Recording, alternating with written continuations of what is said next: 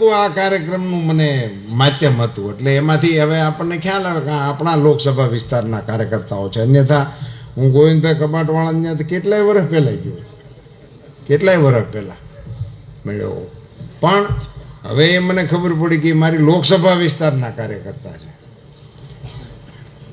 આ બધા વિષયો તો મિત્રો ચૂંટણીઓના અહીંયા સુરતના નાગરિકોને રાજકોટમાં મને મદદ કરવા માટે આવવાનું અને મતદાન કરવા માટે પોતપોતાના સગા સંબંધીઓને કહેવાનું એક વ્યવહારિક રીતે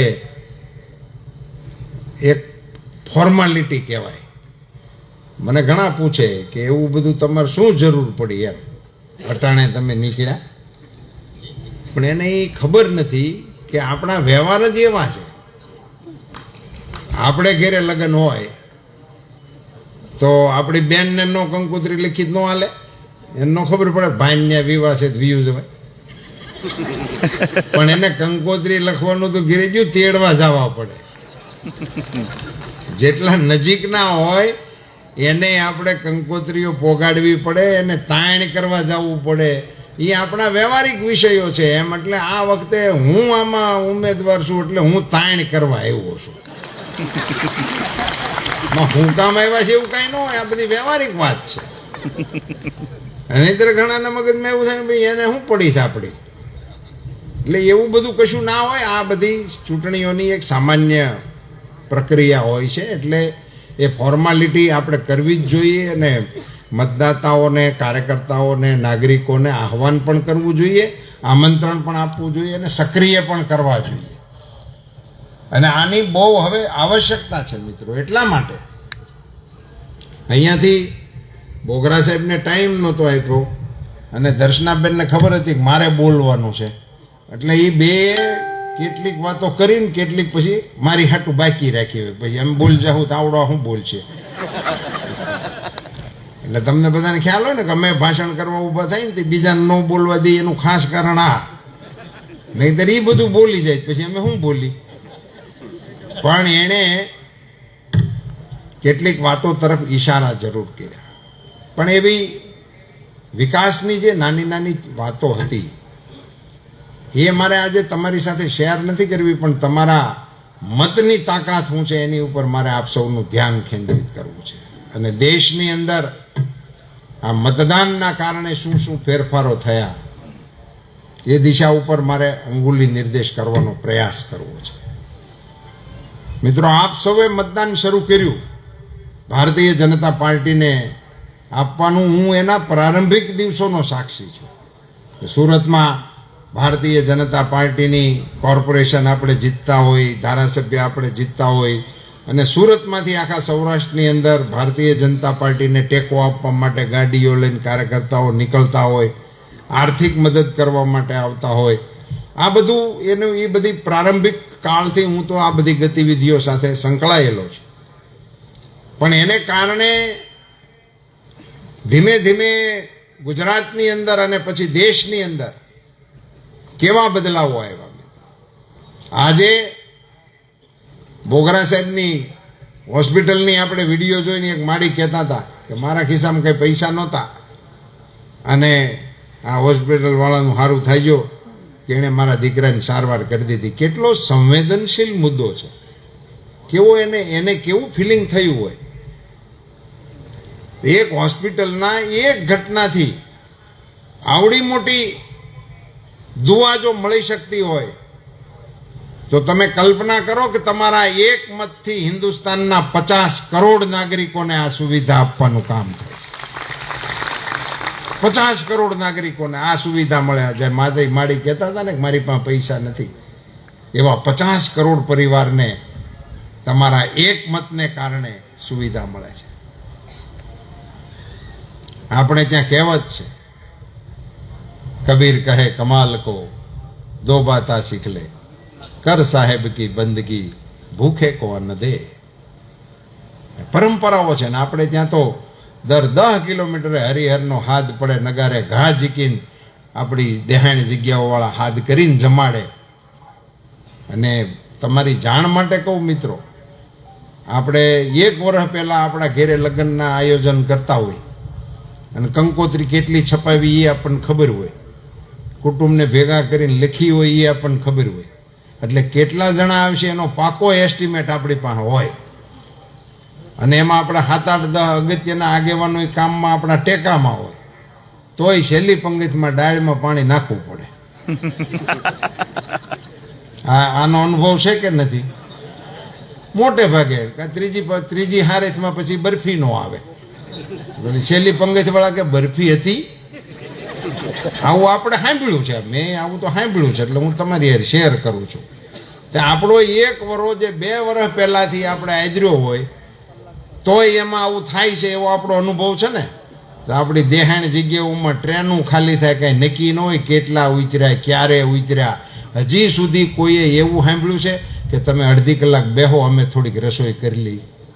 જ્યારે જાઓ ત્યારે પંગત તૈયાર હોય ને હરિહરના હાથ આવી જાય. માનવા વાળા માનવું હોય માને, આનાથી મોટા પરચા હોય જ નહીં. અને ચાલે છે અહીંયા સાહેબ તમારા સુરતની અંદર હમણાં માનવ મંદિર બન્યું. મારે કાર્યક્રમમાં જવાનો મને અવસર મળ્યો હતો. સાહેબ પાગલ લોકો ગાળો દેતા હોય, જેની યારે વાત કરતા ડર લાગે, એને પરિવારના સ્વજનની જેમ નવરાવી ધોરાવીને હાસવવાનું કામ તમારા પાદરમાં હાલે. આ બધી પરંપરાઓ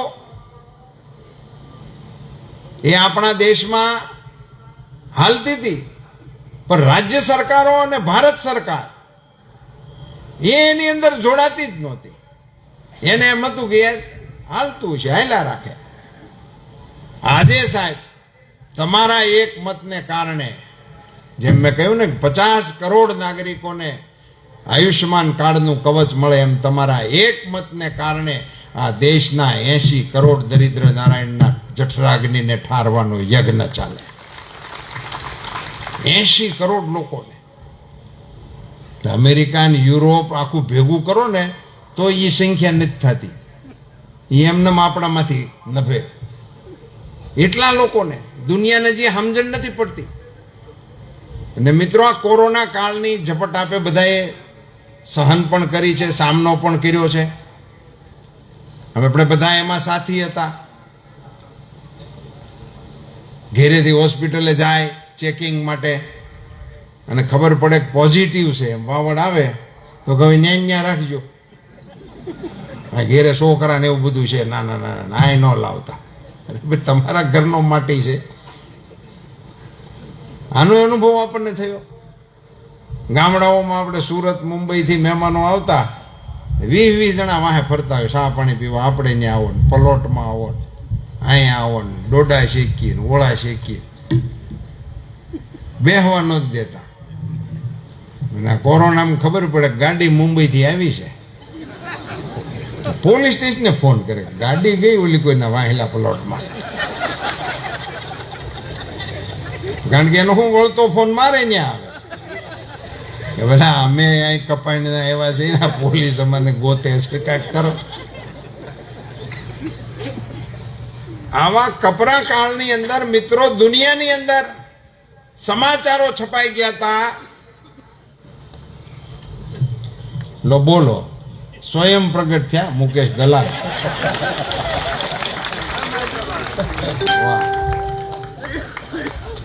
ભાઈ શ્રી મુકેશભાઈ દલાલ, જેમને રાજકોટની આ લોકસભાના આપ સૌ ટેકેદારો અને સમર્થકો અહીંયા ભેગા થયા છો, પણ તમારા આઈના જેટલા મત હોય એ બધા આમાં જમા કરાવો.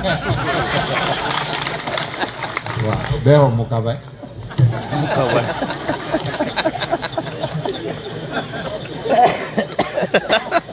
મુકેશભાઈનું આપણી આ રાજકોટ સંસદીય મતક્ષેત્રના કાર્યકર્તાઓની મિટિંગમાં હું રાજકોટના ઉમેદવાર તરીકે સ્વાગત કરું છું. એમને શુભકામનાઓ પાઠવું છું કે અમારી દર્શનાબેનને જેટલા મત મળ્યા હતા એની કરતાં વધારે મતોથી મુકેશભાઈને આપ જીતાડી અને દિલ્હી મોકલશો. હું એ વાત કરતો હતો કે કોરોના કાળની આગાહીઓ આપણા દેશ માટે એવી થઈ હતી કે આપણે ત્યાં તો ખૂબ વસ્તી ગીચ છે, અને ગીચતા એ કોરોનાને માટેનું મોટામાં મોટું સબળ માધ્યમ હતું ફેલાવા માટેનું. ત્યારે એવી આગાહીઓ હતી કે કોરોનાને કારણે જેટલા ભારતમાં લોકો મરશે એની કરતા વધારે લોકો ભૂખમરાથી મરશે, એવા ન્યૂઝ હતા. એનું કારણ શું હતું કે કોરોનાને કારણે લોકડાઉન આવવાનું જ હતું, થવાનું જ હતું, બધે લાગ્યું હતું, આપણે લગાડ્યું. ત્યારે આપણને લોકડાઉનની ખબર નહોતી. મોદી સાહેબે દીવા પ્રગટાવડાવ્યા, મોદી સાહેબે થાળીઓ વગડાવી, ઘંટ વગડાવ્યા. ત્યારે વિપક્ષોએ ટીકા કરેલી કે આ થાળી વગાડે કોરોના જાય, દીવા કરે કોરોના જાય. આ અવૈજ્ઞાનિક વડાપ્રધાન છે. બોલો, જબરજસ્ત વૈજ્ઞાનિકોની એક ટીમ છે એની પાસે. અને એમણે આવી ટીકાઓ કરી હતી ત્યારે એને ખ્યાલ પણ નહોતો કે નરેન્દ્રભાઈ મોદી છે એ દેશની જનતાની નાડ જોતા હતા કે દેશવાસીઓ મારા બોલને કેવી રીતે ઝીલે છે, પછી લોકડાઉનની અંદર જાવ. કુબામાંય દીવો થયો અને મહેલની અંદર એ દીવો થયો, બહુમાળીમાંય થયો અને સિંગલ બેડરૂમ વાળા મકાનમાંય થયો. દેશની તમામ જનતાએ મોદી સાહેબના આહવાનને જ્યારે ટેકો આપ્યો ત્યારે મોદી સાહેબે લોકડાઉન જેવો અઘરો નિર્ણય એનું પાલન મારા દેશની જનતા કરશે એમ કરીને કોરોનાનો સામનો કરવા માટે એક દિવસની સ્વૈચ્છિક એલાનની પણ કરેલી હતી મોદી સાહેબે જાહેરાત. અને પછી લોકડાઉન દાખલ કર્યું. મારી જેવાને તો ત્યાં સુધી એવું હતું કે લોકડાઉન સારું, હમણાં કલાકારોને બેહારશું, ડાયરા કરશું. પછી ખબર પડી ખડકીમાં જ નીકળવાનું જ નથી. હાંગાન કે હલવાણા, કઈ પાળા ને કઈ ઘોડા. પછી બધી મુશ્કેલીઓની આપણને અંદાજ આવ્યો. પણ એવા કપરા કાળની અંદર વેક્સિન આ દેશને મળશે કે નહીં એની મોટી ચર્ચાઓ હાલેલી. કયો દેશ આપશે, શું ભાવી આપશે, અને કેટલાક તો રાજ્યો વાળા ઉતાવળા થઈ ગયેલા, અમને છૂટ આપો, અમે મગાવી લઈએ અમારા ખર્ચે. આ બધા છાપાના ન્યૂઝ છે મિત્રો, મારી આ આક્ષેપો કોઈની સામે નથી. મોદી સાહેબે છૂટે આપી પણ બહારથી કોઈ કઈ આપ્યું નહીં, ખાલી ઇન્જેક્શનો આપવાની કોઈ આ ન પડી. એવા કપરા કાળમાં આપણા વૈજ્ઞાનિકોની પીઠ થાબડી અને એની ઉપર મોદી સાહેબે ભરોસો મૂક્યો. દુનિયાની 4 આંખો કરી દીધી, એકના બદલે 2 વેક્સિન આપણા દેશના વૈજ્ઞાનિકોએ આપણા માટે બનાવી દીધી. મિત્રો, આવી વેક્સિન બનાવી દીધી તો એની પીઠ થાબડવાને બદલે વેક્સિન ઉપર પ્રશ્નો ઉભા કર્યા વૈજ્ઞાનિકોએ. જેને મોદી સાહેબને અવૈજ્ઞાનિક કહેતા હતા એણે પ્રશ્નો ઉભા કર્યા કે આ વેક્સિનની વૈધ્યતા શું છે. આ તો ભાજપની વેક્સિન છે. અને અમુક સજ્જનો તો એવું પણ બોલી ગયેલા કે આ વેક્સિન લેહો નપુસંગ થઈ જાઓ. એ મને અત્યારે હવે એવો વિચાર આવે છે કે એના મનમાં આવું કરીને ઈરાદો શું હોય છે. વેક્સિન ન લઈ એવું એના મનમાં આવતું હતું ને, તો આપણે ન લઈ તો પરિણામ શું આવે, પાથરા થઈ જાય, રેશનિંગ કાર્ડમાં નામ નીકળી જાય. તો એને એવો શું ઇન્ટેન્શન હતો કે આ દેશની જનતા મોટા પ્રમાણમાં મૃત્યુ પામે એવો એનો ઈરાદો શું હતો? ઈરાદો માત્ર એટલો જ હતો કે મોટા પ્રમાણમાં જો માણસોની જાનહાનિ થાય તો નરેન્દ્ર મોદીને બદનામ કરવા માટે એને બળ મળે. આટલા હાટું થઈને આપણું બધું કાઢી નાખવા રેડી હતા. પણ પછી એ તો રેલો એને નીચે ગયો. વેક્સિન ના લઈ તો મોડું થાય, મુશ્કેલી આવે એવું છે. તો હવારમાં જ લાઈનમાં ઉભા રહી ગયા. મને દો ને મારા કાકાને દો, જોઈન્ટ થઈ ગયા બધા. એ વખતે દુનિયાના દેશોએ મોદી સાહેબને વિનંતી કરી કે સાહેબ, અમારા દેશના નાગરિકોને વેક્સિનની આવશ્યકતા છે ને અમને કોઈ મહાસત્તા હાથ મૂકવા નથી દેતી. અને નરેન્દ્રભાઈ મોદીએ એમને હા પાડી કે અમે આપશું તમને, અમારી તો બહુ મોટી જરૂરિયાત છે, 140 કરોડની જનતાને અમારે પહોંચાડવાનું છે. મોદી સાહેબે એટલે ભાગલા પાડ્યા હતા કે સિનિયર સિટીઝન, આવા લોકો એને પહેલો લોટ, બીજો લોટ, એવી કરીને આપણને વ્યવસ્થિત રીતે બધાને મળી જાય એવું પ્લાનિંગ કરીને આપણી વેક્સિનનું ડ્રાઈવ ચલાવ્યું. પણ એમાંથી આપવાની જ્યારે હા પાડી ત્યારે પાછા આપ ટેપક્યા. ત્યારે કે ઘરના છોકરા ઘંટી સાટે ને ઉપાધ્યાયને આટો. મોદી સાહેબ દુનિયામાં પોતાનું નામ કરવા હાટું થઈ અહીંયા અમને મળતી નથી અને ન્યા આપે છે. આના નિવેદનો હું તમારા વચ્ચે એટલા માટે યાદ કરાવું છું કે આ માનસિકતા વિપક્ષની કેવી છે એનું આપણા મનમાં મૂલ્યાંકન થાય એટલા માટે આ વિષયો યાદ કરાવું છું. નહીં બધું સુપેરે પાર પડી ગયું મિત્રો, પણ બીજા દેશના લોકોને જ્યારે હા પાડી મોદી સાહેબે, પણ લઈ હેમાં જાય એ પછી પ્રશ્ન આવ્યો. હા તો પાડી મોદી સાહેબે, બીજા દેશવાળાએ કીધું મોકલો, પછી એમાં મોકલવાની. એરલાઇન બંધ, જહાજો બંધ, પાડોશી આડોશી હોય તો ટ્રેનો બંધ, કશું વાહન વ્યવહાર જ કોઈ નહોતું, ટ્રાન્સપોર્ટેશન જ કોઈ નહોતું. દુનિયાના એવા કેટલાય દેશોની વિગતો અત્યારે આપણી સામે રેકોર્ડ ઉપર ઉપલબ્ધ છે કે રાજધાનીની અંદર ખાવાની ચીજો, પૈસા બધું પડ્યું હતું, પણ એના નાગરિકોને પહોંચાડી ન શક્યા. એનેથી પહોંચાડે તો આ તો દુનિયાના દેશો હતા, નાના નાના દેશો હતા, એને કેવી રીતે પહોંચાડી શકાય? હું આપણી આ જનમેદનીને એર ઇન્ડિયાના પાયલોટો માટે એક વખત તાળી પાડવાનો આગ્રહ કરું છું. માથે કફન બાંધીને જાનની પરવા કર્યા વગર એણે વિશ્વના 100 દેશોની અંદર આ દવા પહોંચાડવાનું કામ કર્યું. 2 કામ એ વખતે એર ઇન્ડિયાએ કર્યા હતા. એક, દવા પહોંચાડવાનું કામ કર્યું, અને આપણા દેશના નાગરિકો જે બહાર ફસાણેલા હતા એ પરિવારોને આપણા દેશની અંદર લાવવાનું કામ કર્યું. એ 2 કામ આપણા દેશના એર ઇન્ડિયાના પાયલોટ. એટલે હું ઘણી વખત હળવી ભાષામાં મારા એને વખાણ કરવાનું મન થાય ત્યારે કહું કે એર ઇન્ડિયાનો લોગો છે ને મોટી મોટી મૂછું વાળો હતો, સાફા વાળો, એનો લોગો છે. એટલે આપણે વાતચીતમાં બહુ હાલતું મૂછે લીંબુ લટકે છે, કે મૂછે કઈ લીંબુ ન લટકે, અને એટલી કડકણીયું હોય તો વાગે. પણ જ્યારે આ એર ઇન્ડિયાએ 100 દેશની અંદર જાનની બાજી લગાવીને દવા પહોંચાડવાનું કામ કર્યું ને, ત્યારે એણે સાબિત કર્યું કે એર ઇન્ડિયાની મૂછે લીંબુ લટકે છે. મિત્રો, આ આપણી સરકારની જે સિદ્ધિઓ છે ને મિત્રો, એ તમે કમળના નિશાન ઉપર બટન દબાવો છો ને એમાંથી નીકળે છે. એટલા માટે આપ સૌ કેવડી કેવડી શક્તિઓ એમાંથી નીકળી છે. તમારા એક બટનથી, જેમ આયુષ્માન કાર્ડના લાખો દર્દીઓને લાભ મળે, તમારા એક બટન દબાવવાથી 80 કરોડ દરિદ્ર નારાયણના પેટની ક્ષુધા શુદ્ધ થઈ જાય.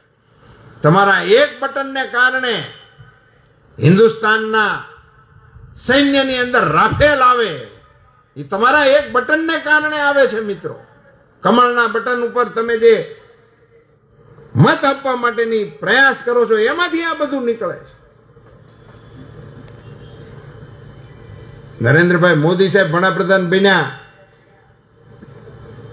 અને એમણે કેટલાય એવા નિર્ણયો કર્યા જેને કારણે આજે વિશ્વની અંદર આપણું માથું ઊંચું થઈ ગયું છે. વિશ્વની અંદર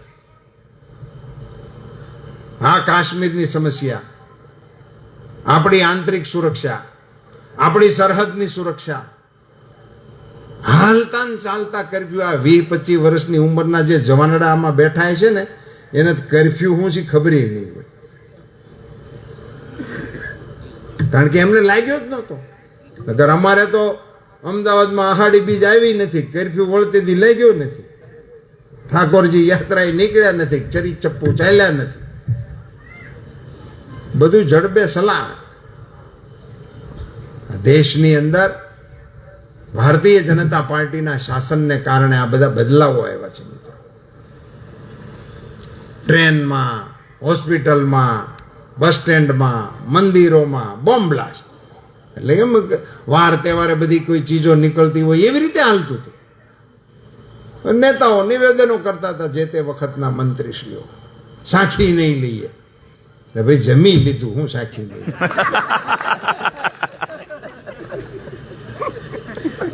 દર વખતે એક ને એક વાત.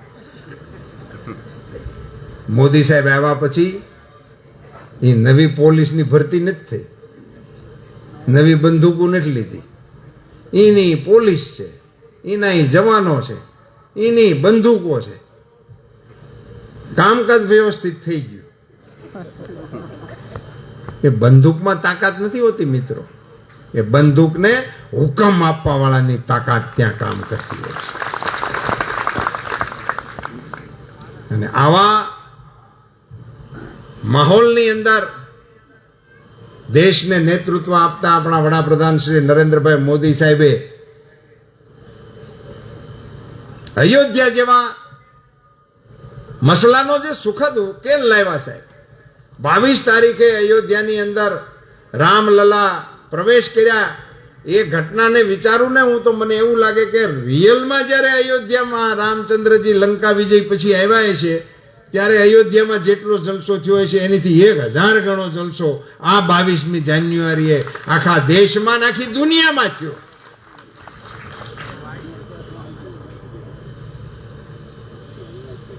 એને કારણે સાહેબ અયોધ્યામાં રામ મંદિરના પ્રાણ પ્રતિષ્ઠાનો કાર્યક્રમ તો થયો. અમારી સામે તો કાયદેસર વિપક્ષ વાળા અમારી ટીકા કરતા હતા મંદિરને લઈ કે આ લોકો ચૂંટણી આવે ત્યારે રામજીને લઈને આવે, નારા લગાડતા રામલલા હમ આएंगे, મંદિર વહીં બનાएंगे. પણ એ અમારા માટે ટીકામાં એવું બોલતા હતા તારીખ નહીં બતાएंगे. ત્યાં ચૂંટણી પૂરતા જ છે, આને ચૂંટણીને રામને સિવાયનું આને કઈ કામ નથી, એવા અમારી સામે આક્ષેપ કરતા હતા. રામજીની કૃપાથી તારીખ બતાવી દીધી. તારીખ તો બતાવી દીધી, નોતરા હોતે દીધા.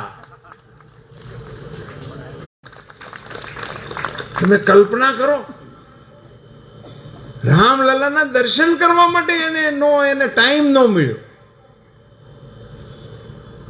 હવે આપણે તો પછી નો કેવું હોય તો એ કહેવું પડે ને કે જે નહીં રામનો, એ બાકીનો ભાગ તમે જોડો. હું કેવી રીતે ચાલે? શું છે આપણા ઈરાદાઓ શું છે એની કોઈ દિવસ એ લોકો ચોખવટ કરતા જ નથી. અને મિત્રો, રામ મંદિર હોય, આપણું પાવાગઢ હોય, ઉજ્જૈન મહાકાલના કોરિડોરની રચના હોય, કાશી વિશ્વનાથના કોરિડોરની રચના હોય છે. 25 જણા તો ક્યાં 5 જણા ઊભા રહી ન શકે એવી હાંકડી જગ્યા હતી. આજે તમે કાશી વિશ્વનાથમાં જાઓ તો માં ગંગાના કિનારાથી ભોળાનાથના મંદિર સુધીનું પટાંગણ એક ભવ્ય દિવ્ય સ્થળની જેવું આપણા દેશની અંદર આઝાદી પછી આવા તીર્થોનો જીર્ણોદ્ધાર એ પહેલી વખત આપણને જોવા મળી રહ્યો છે. અને આપણે ત્યાં તો થયું, પણ અબુધાબીમાં મંદિર બંધાણું. વિશ્વના મંચ ઉપર આજે જે ભારતની સ્થિતિ બની છે મિત્રો, હું સુરતના આપ સૌ નાગરિકોને બડી વિનમ્રતા સાથે કહેવાના મતનો છું મિત્રો. હમણાં 15 દિવસ હજી નથી થયા, યુક્રેન રશિયા વાળા બાંધે છે, નોખા જ નથી પડતા, નિર્દયતાથી બાંધે છે. દવાખાના, હોસ્પિટલો, મહિલાઓ, બાળકો, આવું એમાંથી નથી બાન, એમાંથી નથી એને રજા આપતા. એવા ભયાનક યુદ્ધના ઓળાની વચ્ચે રશિયાના પ્રમુખશ્રીએ ઘોષણા કરી દીધી કે હવે આ બહુ લાંબુ થયું, અમે અણુ પ્રયોગ કરીને આનો અંત લાવીશું. પોણી દુનિયાની ઊંઘ ઉડી ગઈ, કારણ કે એક ભડાકો થાય, બીજા આમાં દુનિયામાં તો આવી પ્રકારના નેતાઓની તાણ નથી, ને ખો તો નાગરિકોનો નીકળી જાય. વિશ્વની કોઈ મહાસત્તાઓ આની સામે કશું જ ન કરી શક્યા. આપણા વડાપ્રધાન આપણા નરેન્દ્રભાઈ મોદીએ રશિયાના પ્રમુખને વાત કરી કે આ યોગ્ય નથી અને આમાંથી આપે પાછું વળવું જોઈએ. હું આ સભામાં ગૌરવપૂર્વક કહી શકું કે રશિયાના પ્રમુખે કીધું કે અમે અણુયુદ્ધ નહીં કરીએ. સાહેબ, આ ભારતનો અવાજ છે, આ રાષ્ટ્રનું ગૌરવ છે, અને એ અવાજને જે તાકાત મળે છે એ કમળના મતદાનથી મળે છે. અને એટલે આ વખતે દુનિયાને એમાં રસ છે કે નરેન્દ્રભાઈ મોદી પ્રચંડ જન સમર્થન સાથે વડાપ્રધાન બને. દુનિયાને રસ છે, કારણ કે હવે આવા પ્રયોગો કરવા વાળો કોઈ નેતા અત્યારે દુનિયામાં નથી મોદીજી સાહેબની સાથે તુલનામાં. આવે યુદ્ધની શરૂઆતના પણ તમને સમાચાર ખ્યાલ છે. 22,000 જેટલા દીકરા દીકરીઓ આપણે ત્યાં ફસાઈ ગયેલા હતા. મને પોતાને કેટલાય ફોન આવેલા કે અમારી દીકરીએ નો કાલે ફોન આવ્યો હતો, હવે એની બેટરી બંધ થઈ ગઈ છે, ચાર્જિંગ થઈ શકે એમ નથી, વાત થતી નથી, અટવાણા છે, કંઈક રસ્તો કરો. અને આવા તો અસંખ્ય બધા આગેવાનોને ફોન આવ્યા છે. અને પ્રધાનમંત્રીશ્રીના ધ્યાને આ વાત ગઈ, સાહેબ 22,000 દીકરા દીકરીઓને સલામતીપૂર્વક ભારતમાં લાવવાનું કામ મોદી સાહેબના નેતૃત્વમાં આવે છે. એ વખતે જ્યાં યુક્રેનથી એ બાળકોને ભેગા કરીને અહીંયા દિલ્હી મુંબઈ ઉતારતા હતા, આપણા એર ઇન્ડિયાના પ્લેનો ચાર્ટર મોકલ્યા હતા, ભારત સરકારના મંત્રીઓને એના સ્વાગત માટે મોકલતા હતા. એમાં દિલ્હી એક એરપ્લેનના સ્વાગત માટે મને જવાનો મોકો મળેલો. તો હું અહીંયા એરપોર્ટ ઉપર વેલકમ ઇન્ડિયા, વેલકમ હોમ એમ એ દીકરા દીકરીઓને એમનું સ્વાગત કરતો હતો. મેં એક દીકરાને પૂછ્યું, મેં કીધું ભલા આ બગડાટીમાંથી તમે નીકળ્યા કેમ? તો મને એણે જે જવાબ આપ્યો, મિત્રો તમારી સાથે કહેતા મને એટલો બધો ગર્વ થાય છે. એણે એમ કીધું કે સાહેબ અમને એવી સૂચના મળી હતી કે તમે ઘેરેથી નીકળો તો હાથમાં તિરંગો લઈને હાલ્યા જાયજો, તમારી ઉપર કોઈ ગોળીબાર નહીં.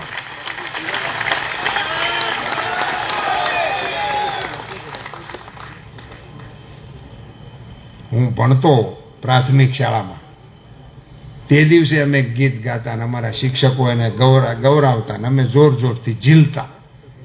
વિજય વિશ્વ તિરંગા પ્યારા, ઝંડા ઊંચા રહે હમારા. પણ તેથી એનો ભાવાર્થ શું થાય, વિજય વિશ્વ તિરંગા એટલે શું હશે એની સમજણ નહોતી. પણ જેથી આ દીકરાએ મને એમ કીધું કે તમે તિરંગો હાથમાં લઈને નીકળજો, તમારી ઉપર કોઈ ગોળીબાર નહીં કરે, ત્યારે મને સમજાણું કે વિજય વિશ્વ તિરંગા પ્યારા, ઝંડા ઊંચા રહે. આને વટ કહેવાય કે ન કહેવાય? આને ભારતનો વટ કહેવાય કે ન કહેવાય? તો હું અહીંયા હાગમટી એટલું જ કહેવા માટે આવ્યો છું કે વટવાળાની ભેળું રહેવાય.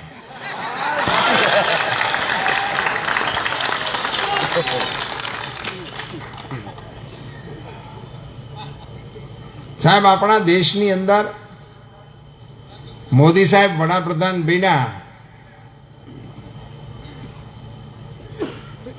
અને એમણે જ્યારે સરકાર સંભાળી ત્યારે સાહેબ આપણા દેશની જે સ્થિતિ હતી એને થોડીક યાદ કરી લેવા જેવી છે. આપણને જે વારસામાં મળ્યું હતું એ ખાલી તમે 14 પહેલાના 5 વર્ષ ખાલી યાદ કરો. મને તો પાર્ટીએ એ વખતે રાજ્યસભામાં મોકલેલો, એટલે હું એ વખતનો મનમોહનસિંહજીની સરકારનો સાક્ષી છું. તો ત્યારે આ લોકોનો જે વહીવટ હતો છે, ડેઈલીનું નવું કૌભાંડ આવે, એકદમ ફાર્મ ફ્રેશ વાસી કૌભાંડ નહીં. હું તો મુંબઈમાં એક વખત ચૂંટણી સભામાં ભાષણ કરતો હતો કૌભાંડની, એકાદું 2G 3G નું કોકનું હશે એની, એનો આંકડો મેં પાકો કર્યો. 1,76,000 કરોડ બરાબર છે, જૂનું છે એટલે. હા, એ એકલો રાજા ખાઈ ગયો એવો આંકડો હતો. 2-3 વખત એ ઘરમાં પાકો કરીને પછી મેં ચાલુ કરેલું. તો હું આ અમારા ભરતભાઈ જે વિસ્તારનો ચાર સંભાળે છે, ડાંગ ને એ વિસ્તારમાં ગયેલો, વલસાડમાં ને એમાં. તો અમારા આદિવાસી આગેવાનોએ કીધું છે ભાઈ 1,76,000 કરોડ તમે બોલો ને, અમારા આદિવાસી ભાઈઓની આંકડામાં અંક ગણિતની દ્રષ્ટિએ નહીં બરાબર સમજાય, એનું બીજું કાંઈક કાઢો. એટલે મેં એનું ગુજરાતી કર્યું. મેં કીધું 500 ડમ્પર ભરીને નોટું લઈ ગયો. તો એકદમ ઉતરી ગયું, કારણ કે ડમ્પરનું કામ રોજનું એનું. એક ડમ્પરમાં કેટલું લોડિંગ થાય આ તે એનું પાકા પાઈ હિસાબ કરી લીધો. એટલે ત્યાર પછી બધા ડમ્પરના નામે એને શરૂ કર્યું હતું કે આટલા ડમ્પર વાળો આવ્યો છે, આટલા ડમ્પર વાળો. રોજના નવા કૌભાંડ, રોજના આખો કૌભાંડ કાળ. મામા તો મામા ભાણિયા ચાલુ થઈ ગયેલા. આવી સ્થિતિમાંથી સાહેબ 10 વર્ષ નરેન્દ્રભાઈ મોદીના વડાપ્રધાન પદના પૂરા થાય છે. વિપક્ષ વાળા મોદી સાહેબની ટીકા કરે, પણ મોદી સાહેબે રૂપિયો ખાધો છે એમ કહેવાની કોઈની હિંમત ન મળે. અમારે ધીરુભાઈ સરવૈયા કે મોદી સાહેબનું જે બજેટનું કામકાજ છે ને એ અનકોટ જેવું છે. અનકોટમાં એવી સરસ મીઠાઈઓના અંતે બધું ગોઠવેલું હોય કે આપણે પગે લાગતા હોય તો મોઢામાં પાણી આવે કે આ પૂજારી છે ને એ ઓલું પડીકું આપણને આપે તો મજા આવી જાય. એવું ભગવાનને બદલે આપણા મગજમાં એવા લાડુ ફૂટતા હોય. અનકોટ હોય પણ એને પગે લગાય ખવાય. મોદી સાહેબનું આવું જ છે. દિલ્હીથી રૂપિયો નીકળે તમારા પાદર સુધી એને કોઈ અડી ના શકે. આંખે કરું આંધળો ને ડીલે કાઢું કોડ, દુનિયા જાણે કે પીર રામદેનો ચોર. એવી સ્થિતિનું વર્ણન વ્યવહારની અંદર ઉતારવા માટેનું કામ મોદી સાહેબે કર્યું. ડીબીટી થી મિત્રો રાજ સરકાર પાસેથી 500 રૂપિયા હકના લેવાના થતા ને તો 2 જોડી સંપલની જરૂર પડતી હતી. નરેન્દ્રભાઈ મોદીએ ડાયરેક્ટ બેનિફિટ યોજનાના આધારે 30 લાખ કરોડ રૂપિયા હિન્દુસ્તાનના નાગરિકોના એકાઉન્ટમાં જમા કરાવી દીધા. 30 લાખ કરોડ. અને એક પણ વ્યક્તિ કોઈ ના કહી શકે કે એમાંથી 1 રૂપિયો કોઈ ઓછો કર્યો લીધો કર્યો. ખેડૂતના ખાતામાં પૈસા આવે, સરપંચના ખાતામાં પૈસા આવે, બહેનોના ખાતામાં પૈસા આવે, વિદ્યાર્થીઓના ખાતામાં પૈસા આવે, ગરીબ દર્દીઓ દવાખાનામાં દાખલ થાય તો દવાખાનાના એકાઉન્ટમાં પૈસા આવે. આપણે કોઈ દિવસ કલ્પના કરી હતી મિત્રો કે દેશમાં કોઈ એવા વડાપ્રધાન આવશે જે દિલ્હીમાં બેઠા છે ત્યાં બટન દબાવે અને અહીંયા જરૂરતમંદના એકાઉન્ટના ખાતામાં પૈસા આવે. આવડું મોટું પરિવર્તન લાવી અને વિશ્વની અંદર ભારતની પ્રતિષ્ઠા વધારવાનો યજ્ઞ નરેન્દ્રભાઈ મોદી દ્વારા હાલે છે. એમાં એક આહુતિ નાખવાનું આહવાન કરવા માટે હું તમારી વચ્ચે આવ્યો છું. મારી આપ સૌને વિનંતી છે મિત્રો કે 7મી તારીખે એક પણ મત ન પડ્યો રહેવો જોઈએ. હમણાં મોદી સાહેબે વિકસિત ભારત યાત્રા કાઢી, ગામડે ગામડે રથ ફેર્યો. કોઈ સરકાર ગામડામાં જઈને એવું પૂછે કે અમારું કઈ બાકી છે? એવું પૂછાય? એવું પૂછાય નહીં. જે થયું છે ઓહો ઓહો કરી નીકળી જવાનું હોય. એને બદલે વિકસિત ભારત યાત્રામાં મોદી સાહેબે સર્વે કરાવ્યો કે અહીંયા ગેસના કનેક્શનો આ ગામમાં આટલા આપવાના હતા, આટલાને નથી મળ્યા, એને ન્યા ફોર્મ ભરો. મોદી સાહેબે હવે એવો આદેશ આપ્યો છે કે આપણી જેટલી યોજનાઓ છે એનું 100% અમલ થવો જોઈએ. 100%. ભાઈ આમ 25-50 ને મળે ને 25-50 ન મળે ને ઓળખીતા વાળાને મળે ને બીજાને ન મળે ને એવું નહીં. જેને મળવા પાત્ર છે બધાને 100% મળવું જોઈએ. તો નરેન્દ્રભાઈ મોદી 100% યોજનાનો અમલ કરવા માટેની મહેનત ભારત સરકાર